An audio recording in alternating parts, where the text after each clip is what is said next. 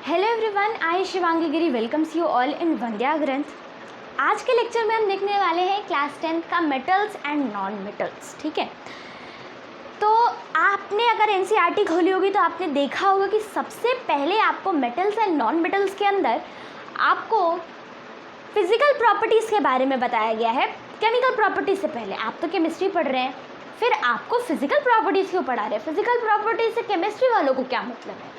तो let me tell you a relation कि जब भी आप केमिकल प्रॉपर्टीज़ के बारे में बात कर रहे होते हैं, जब भी आप केमिकल प्रॉपर्टीज़ के बारे में बात कर रहे होते हैं तो आप उसके डीप स्टडी के बारे में बात कर रहे होते हैं। उसके केमिकल लेवल पर उसके एटम्स कैसे हैं उसके इलेक्ट्रॉन्स, कैसे हैं उसके न्यूट्रॉन्स, कैसे हैं उसके प्रोटॉन्स, आप उस नेचर के बारे में बात कर रहे होते हैं इन केमिकल प्रॉपर्टी।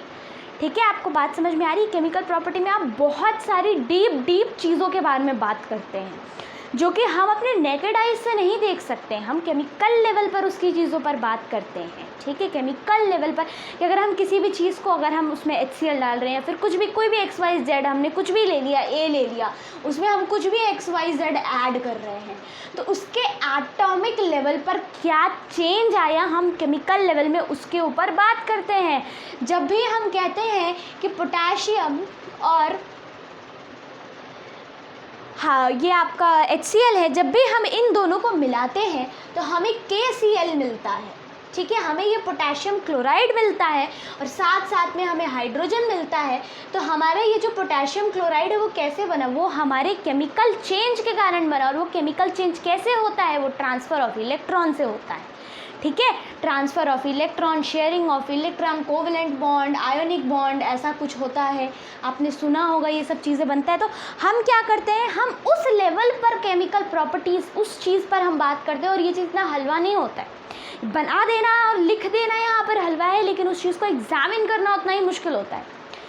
तो आपको फिजिकल प्रॉपर्टीज़ इसलिए पढ़ाते हैं कि अरे भाई, अगर आपको सिंपली कुछ भी दे दिया जाए, कुछ भी दे दिया जाए, मान लो इससे ही एग्जामिन करना, मान लो ये एक गोल्ड का मार्कर है तो नहीं, लेकिन मान लो कि ये गोल्ड का मार्कर है। अब कोई आया, उसे बोला गया कि पता करके बताओ कि ये मेटल है या नॉन मेटल है, तो वो सीधे उसके केमिकल प्रॉपर्टीज़ थोड़े छाटेगा जाके। उसे अगर वो देखकर बता सकता है कि भाई ये लश्रस है, इसे मैं मार के इसका मैं शीट बना सकता हूँ, इसका मैं वायर बना सकता हूँ, इसकी फ़िज़िकल प्रॉपर्टी से अगर इसके बारे में पता कर सकते हैं, तो हम फिर इसकी केमिकल प्रॉपर्टीज़ एग्जामिन काहे को करेंगे? क्यों हम इसे 10 चीज़ों के साथ रिएक्ट कराकर पता कराएं कि भैया ये मेटल है? प्रूफ क्यों दे? मैथ्स थोड़े है, केमिस्ट्री चल रही है ना, मैथ्स थोड़े है। तो इसीलिए आपको फिज़िकल प्रॉपर्टी के बारे में पढ़ाया जाता है कि आप जब किसी चीज़ को देख कर एग्जामिन कर लोगे तो केमिकल प्रॉपर्टीज़ की क्या ज़रूरत है, वो थोड़ा सा आपके लिए लफड़ा है। ठीक है, इसलिए आपको सबसे पहले फिज़िकल प्रॉपर्टीज़ के बारे में पढ़ाया जाता है। तो सबसे पहले मेटल्स के फिजिकल प्रॉपर्टीज़ के बारे में आइए। फिजिकल प्रॉपर्टीज़ ऑफ मेटल्स में सबसे पहला आपका आता है कि मेटल कैसी होती है? मेटल लश्रस होती है, शाइनी होती है। ठीक है, हम एक्सेप्शंस के बारे में बाद में बात कर लेंगे, नेक्स्ट वीडियो में बात कर लेंगे, अब आगे आने वाले लेक्चर्स में हम बात कर लेंगे एक्सेप्शंस के बारे में। ठीक है, सबसे पहला होता है कि वो शाइनी होती है या फिर लश्रस होती है। ठीक है, कौन? मेटल्स के बारे में बात कर रहे हैं ना। Second is hardness. मेटल्स कैसे होते हैं? मेटल्स हार्ड होते हैं। ठीक है, थर्ड इज कि वो मिलिएबल होते हैं। मिलिएबिलिटी उनकी एक वो होती है प्रॉपर्टी। अब ये क्या होता है कि हम इसका शीट बना सकते हैं, जैसे कि एल्यूमिनियम। आपने एल्यूमिनियम फॉयल देखा होगा, क्या है वो? एल्यूमिनियम का शीट ही तो है, और क्या है? ठीक है, तो मिलिएबल होते हैं वो नेचर में। फोर्थ इज डक्टिलिटी, डक्टाइल होते हैं वो नेचर में।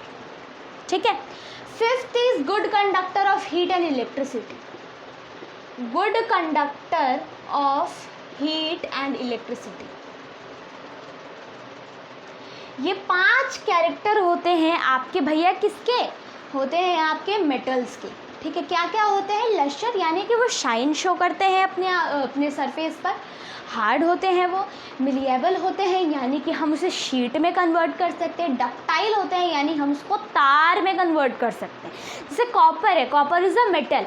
अब वो मेटल है तो हम उसका तार बनाते हैं ना, उसका तार बनाते हैं। ठीक है, तो वो क्या है? वो उसका एक नेचर है, फिजिकल प्रॉपर्टी है है ना, डक्टिलिटी। फिर वो क्या है, वो गुड कंडक्टर ऑफ हीट है और गुड कंडक्टर ऑफ इलेक्ट्रिसिटी है। इसका मतलब कि वो क्या करते हैं, अपने अंदर से हीट एंड इलेक्ट्रिसिटी को पास होने देते हैं, उनका रास्ता नहीं रोकते हैं। ठीक है, अब आइए physical properties of non metals के बारे को भी देख लेते हैं। ठीक है, जान लेते हैं उसके बारे में भी। अब नॉन मेटल्स को कैसे पता करेंगे। नॉन मेटल्स, अब जैसे कि मेटल में मैंने क्या क्या लिखा था, मेटल में मैंने लिखा था कि वो शाइनी होती है, वो हार्ड होते हैं, और क्या क्या लिखा था उनके, लिखा था good conductor of electricity and heat, malleable बताया था मैंने, फिर डक्टाइल बनाया था। इन सब के आगे आप नॉन लगा दो, वो नॉन मेटल हो जाएगा। ठीक है, जस्ट जोकिंग। ठीक है, ये क्या होते हैं, इनमें नॉन मेटल के अंदर आप देखोगे तो इनकी सरफेस शाइनी नहीं होती है, किसी भी टाइप का कोई भी शाइन शो नहीं करती है। इसके भी एक्सेप्शंस होते हैं। ठीक है, नो लस्टर, कोई लस्टर, कोई शाइन वो शो नहीं करती है।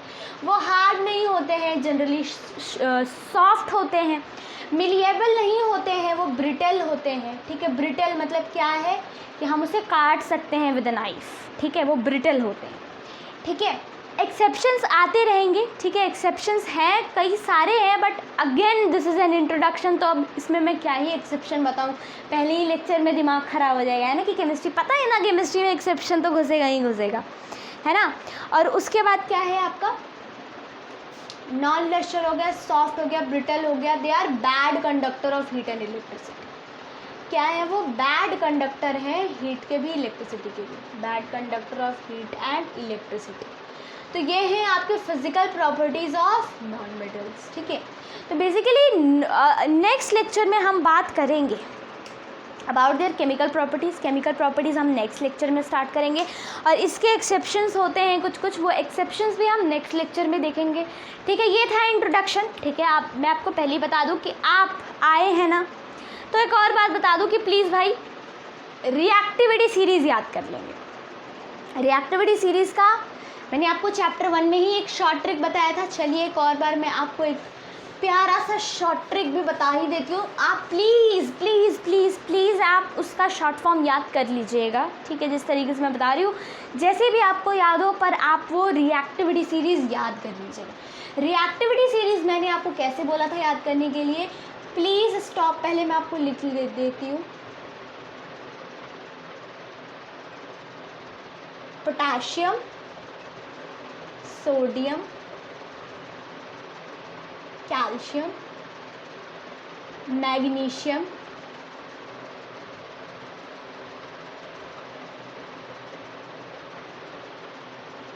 एल्यूमिनियम,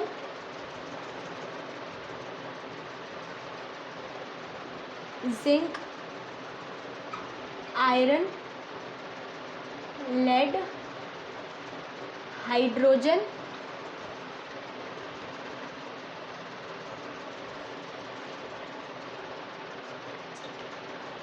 कॉपर,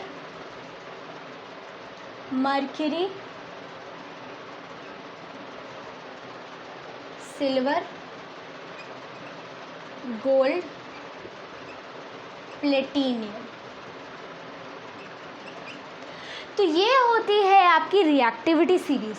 जो आपकी पोटाशियम है वो सबसे ज़्यादा रिएक्टिव है, हाई रिएक्टिव है। ठीक है, हाईली रिएक्टिव है। And this platinum is the least reactive, सबसे कम रिएक्टिव है ये।